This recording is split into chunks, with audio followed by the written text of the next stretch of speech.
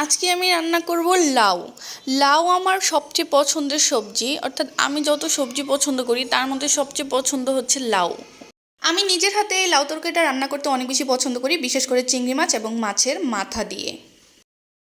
তো এখানে লাউ রান্না করতে করতে ভাবলাম যে একটু চা খেয়ে নিই। তারপর হচ্ছে এখানে কচুরমুখী নিয়ে নিলাম, এটাকে কচুরমুখী তো বলে।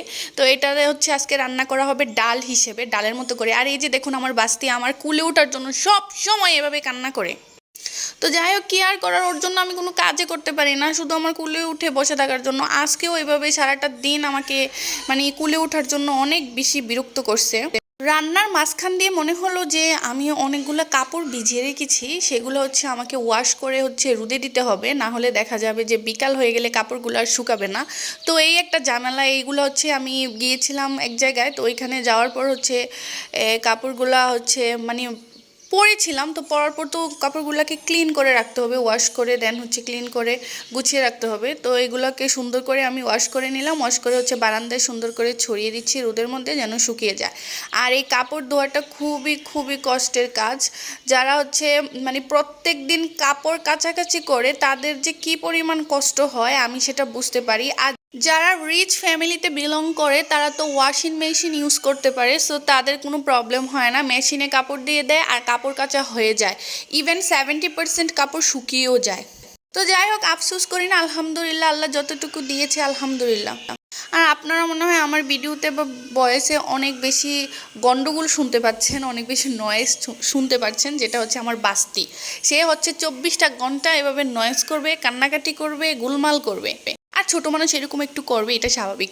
আর এই যে দেখতে পাচ্ছেন এই আন্টিটা কি করছে, এখানে যে সব ময়লাগুলা এগুলো হচ্ছে সব বাউন্ডারির ভেতরে ফেলে দিচ্ছে। কারণ এই জায়গাটা হচ্ছে এই আন্টির, আর এই বিল্ডিংয়ে যারা ভাড়া থাকে সবাই যত ময়লা আবর্জনা বক্স যা আছে সব কিছুই আন্টির জায়গায় ফেলে। তো আন্টি কিন্তু প্রত্যেকদিন এসেই বকাবকি করে যায়, তারপরেও মানুষের গায়ে লাগে না। মানুষ হচ্ছে জ্বালানা দিয়ে এভাবে সব ময়লা আবর্জনা আন্টির জমিতে ফেলে দেয়।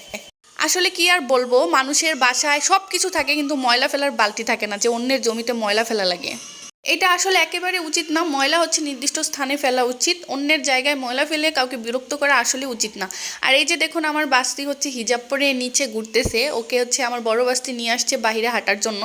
আর এই যে দেখুন ওকে দেখতে ছোট্ট একটা প্যাঙ্গুইনের বাচ্চার মতো লাগছে, মানে হিজাব পরিয়ে ঘুরাচ্ছে। তো পায়জামা পরে নাই, হাফ প্যান্ট পরে মাথায় হিজাব দিয়ে রাখছে, যেটা দেখতে অনেক বেশি ফানি লাগতেছিল, তাই আপনাদের সাথে শেয়ার করে দিলাম। আর এখানে দেখলাম যে একটা বড়ই গাছ, এই গাছটা একেবারে নিচুতে এবং বড়ইগুলো একেবারে নিচুতেই ধরে আছে। তো ভাবলাম যে বড়ইগুলো যদি পরিপক্ক হয় তাহলে আমি সহজে হাত দিয়ে এগুলো পারতে পারবো। আর এখানে এসে দেখি এক বড় কি জানি বলে মিছিল, এক বড় মিছিল যাচ্ছে এদিক দিয়ে। এটা মেবি ছিল বিএমপির মিছিল, মানে বিএমপির কোনো প্রার্থীর মিছিল হবে। আর এখানে আমার বাস্তির চিল্লাচিল্লিতে আমি ভয়েসে দিতে পারতেছি না। আবার জুতা কিনে দিছে প্যাপু ওলা, প্যাপু প্যাপু জুতা পরে সারা বাড়িতে, সরি সারা বাড়ি না, সারা বাসায় হচ্ছে হাঁটে এই রুম থেকে ওই রুম থেকে। এই প্যাপু জুতার আওয়াজেও আমি ভয়েস দিতে পারি না।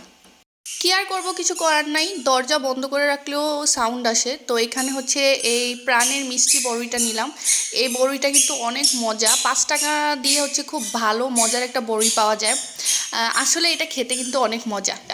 তারপর হচ্ছে একটু হরলিক্স নিয়ে নিলাম। আর আমি কি বয়স দিব আমি বুঝতে পারতেছি না, আমার মাথা পুরাই নষ্ট হয়ে যাচ্ছে, এত সাউন্ড হচ্ছে চারপাশে, আমার আসলে ভাল লাগতেছে না বয়স দিতে। আমি শুধু অপেক্ষা করতেছি কোন সময় আমার ভিডিওটা শেষ হবে আর আমি হচ্ছে এই ভয়েস দেওয়ার প্যারা থেকে মুক্ত হব।